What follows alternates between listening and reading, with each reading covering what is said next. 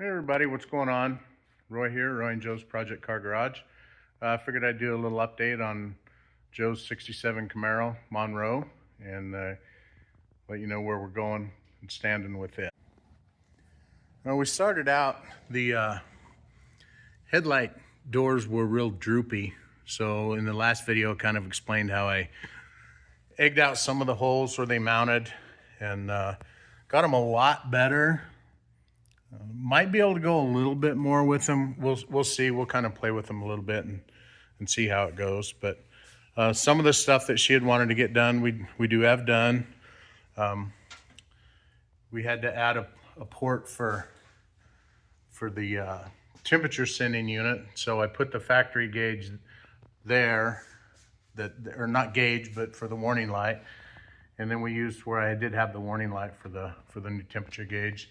And got the oil pressure plumbed. Was going to put it down by the above the oil filter, but I could not get that plug out. And this one was a nightmare to get out, but we finally got it. But she's super happy with the gauges. They look really nice. They're just a set of Summit gauges, but they light up real nice and everything looks really good with them, and they work good. So that's the most important part. And then she put her core support arms on. I've had forever and just never had them on there. And then this filler panel here she got for Christmas a couple years ago, and we just got around to putting it on. But it's from a place called Undercover Innovations, and they're really nice. I have a two-piece one on the other Camaro, and I'm real happy with how it looks. We got some other stuff to do. Our next deal is rebuilding the front end.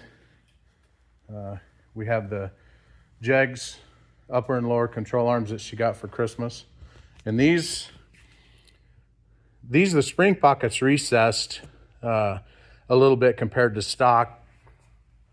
They will lower the car. It says anywhere from 1.5 to 2 inches, so we'll see. Either way, we'll be fine because this car actually sits pretty high in the front, so we could get away with 2 inches for sure. And then it's always sat kind of high on the passenger side. Let's see if you can zoom in here a little bit. That's the driver's side. And then the passenger side, you can visibly tell it's just a little bit higher. And the cowl tracks aren't binding or anything, so not exactly sure what it is.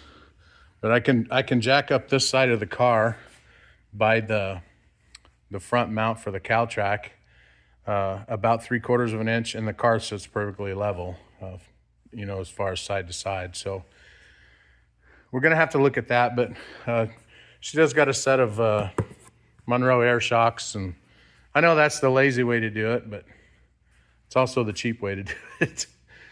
But we'll look around under the rear suspension and see if there's anything that really jumps out at us. But yeah, she's super happy with this Undercover Innovations little filler panel there between the core support and the front of the car, and it does look really nice. We have one for the Chevelle too that we'll put in it when the time comes.